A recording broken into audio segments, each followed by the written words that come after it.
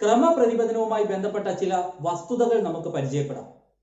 Now let's study some terms related to regular reflection.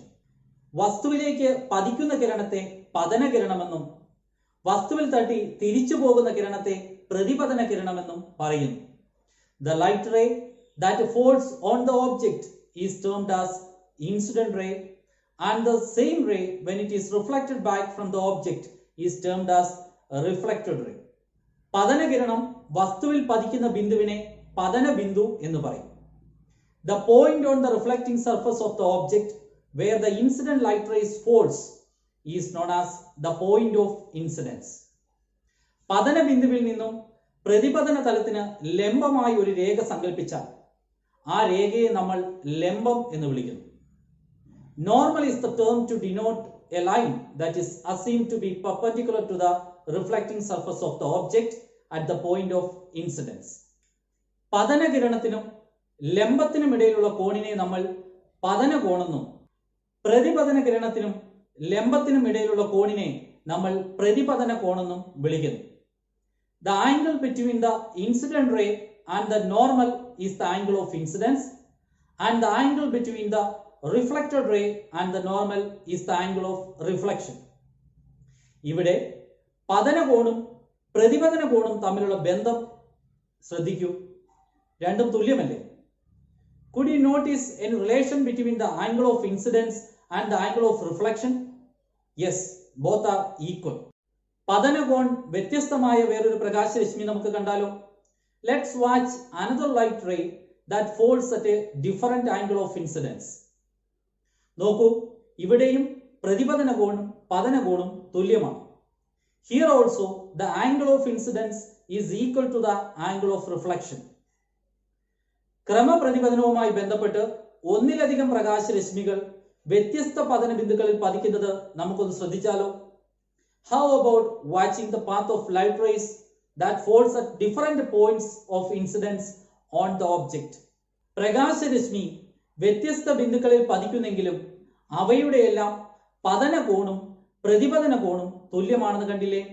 Even though these light rays fall on different points of incidence, the relation between the angle of incidence and the angle of reflection remains the same. അടുത്ത ചോദ്യം, പ്രതിപതനവുമായി ബന്ധപ്പെട്ട പതനകിരണം, പ്രതിപതന കിരണം, ലംബം എന്നീ ആശയങ്ങൾ വിശദമാക്കുക. ദർപ്പണത്തിൽ പതിക്കുന്ന രശ്മിയെ പതനകിരണമെന്നും ദർപ്പണത്തിൽ തട്ടി തിരിച്ചു പോകുന്ന രശ്മിയെ പ്രതിപതന കിരണമെന്നും പറയുന്നു. ദർപ്പണത്തിന്റെ പ്രതലത്തിന് ലംബമായി പതന ബിന്ദുവിൽ നിന്ന് ഒരു രേഖ വരച്ചിരിക്കുന്നു. ഇതിനെ ലംബം എന്ന് പറയുന്നു. പതനകിരണം ദർപ്പണത്തിലേക്ക് വരുന്ന കിരണവും പ്രതിപതന കിരണം ദർപ്പണത്തിൽ തട്ടിയ ശേഷം തിരിച്ചു പോകുന്ന കിരണവുമാണ്. ലംബം എന്നാൽ ദർപ്പണത്തിന്റെ പ്രതിപതന തലത്തിന് ലംബമായി ഒരു വര സങ്കല്പിച്ചിരിക്കുന്നു. അത് പതന ബിന്ദുവിൽ കൂടി കടന്നു പോകുന്ന വരയാണ്.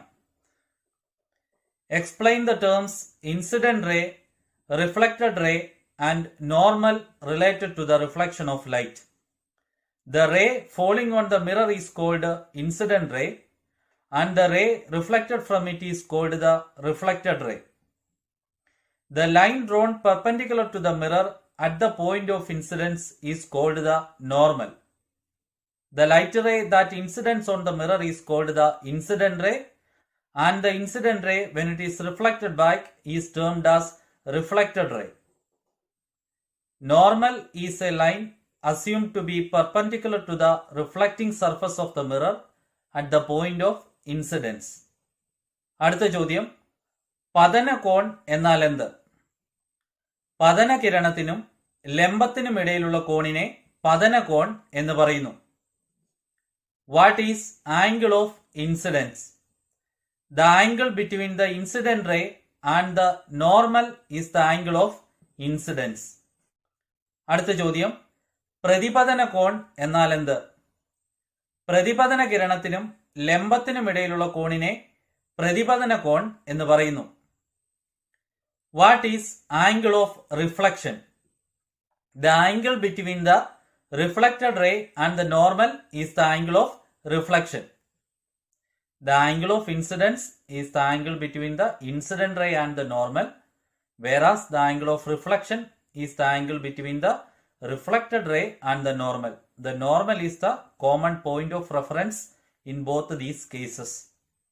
പതന കോൺ എന്ന് പറഞ്ഞാൽ പതന കിരണത്തിനും ലംബത്തിനും ഇടയിലുള്ള കോണിനെയാണ് പതന കോൺ എന്ന് പറയുന്നത്. എന്നാൽ പ്രതിപതന കിരണത്തിനും ലംബത്തിനും ഇടയിലുള്ള കോണിനെയാണ് പ്രതിപതന കോൺ എന്ന് പറയുന്നത്. ഈ രണ്ട് ആശയങ്ങളിലും പൊതുവായി വരുന്നത് ലംബമാണ്. ലംബത്തെ ആശ്രയിച്ച് പതന കോണും പ്രതിപതന കോണും കണക്കാക്കുന്നു. പതന പ്രതിപതന കോണുകൾ തമ്മിലുള്ള ബന്ധം പ്രതിപാദിക്കുന്ന പ്രതിപതന നിയമം ഏതാണ്? പതന കോണിന്റെയും പ്രതിപതന കോണിന്റെയും അളവുകൾ എപ്പോഴും തുല്യമായിരിക്കും എന്നതാണ് ആ നിയമം. പതന കോൺ എത്രയാണോ, പതന കിരണത്തിനും ലംബത്തിനും ഇടയിലുള്ള കോൺ എത്രയാണോ അത്രയും തന്നെയായിരിക്കും പ്രതിപതന കിരണത്തിനും ലംബത്തിനും ഇടയിലുള്ള കോൺ. What is the law of reflection that denotes the relation between the angle of incidence and angle of reflection? The angle of incidence and the angle of reflection are always equal. അടുത്ത ചോദ്യം, പ്രകാശ പ്രതിപതനവുമായി ബന്ധപ്പെട്ട് ചുവടെ കൊടുത്തിരിക്കുന്ന ചിത്രത്തിൽ അടയാളപ്പെടുത്തിയിരിക്കുന്നവ എന്താണെന്ന് കണ്ടെത്തി എഴുതുക. ചിത്രത്തിൽ പതന കിരണം അടയാളപ്പെടുത്തിയിട്ടുണ്ട്. ദർപ്പണത്തിലേക്ക് പതിക്കുന്ന കിരണമാണ് പതനകിരണം.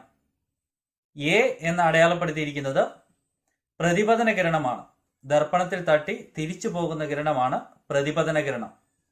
ലംബം എന്നത് പതനകിരണം പതിക്കുന്ന ബിന്ദുവിൽ, അതായത് പതന ബിന്ദുവിൽ നിന്ന് ദർപ്പണത്തിന് ലംബമായി വരച്ചിരിക്കുന്ന അല്ലെങ്കിൽ സങ്കല്പിച്ചിരിക്കുന്ന ഒരു രേഖയാണ്. ബി എന്നതിന്റെ ഉത്തരം ലംബമാണ്. സി എന്ന് അടയാളപ്പെടുത്തിയിരിക്കുന്നത് പതന കോണാണ്. പതന കിരണത്തിനും ലംബത്തിനും ഇടയിലുള്ള കോണാണ് പതന കോൺ. ഡി എന്ന് അടയാളപ്പെടുത്തിയിരിക്കുന്നത് പ്രതിപതന കോണാണ്. പ്രതിപതന കിരണത്തിനും ലംബത്തിനും ഇടയിലുള്ള കോണാണ് പ്രതിപതന കോൺ. ഇ എന്ന് അടയാളപ്പെടുത്തിയിരിക്കുന്നത് സമതല ദർപ്പണമാണ്. നിരപ്പായ പ്രതലമുള്ള ദർപ്പണങ്ങളാണ് സമതല ദർപ്പണങ്ങൾ.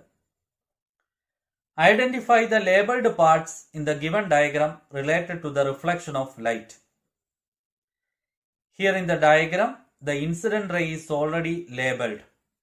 The ray that falls on the surface of the mirror is called the incident ray. The part that is labeled as A is the reflected ray. It is the ray that bounces back after being incident on the mirror. Normal is the line assumed to be perpendicular to the mirror at the point of incidence. So, the part which is labeled as B is normal. The part labeled as C is the angle of incidence. It is the angle between the incident ray and the normal. Angle of reflection is the angle between the reflected ray and the normal. The part is labeled as D. The part labeled as E is the plane mirror. It is the mirror with a plane surface.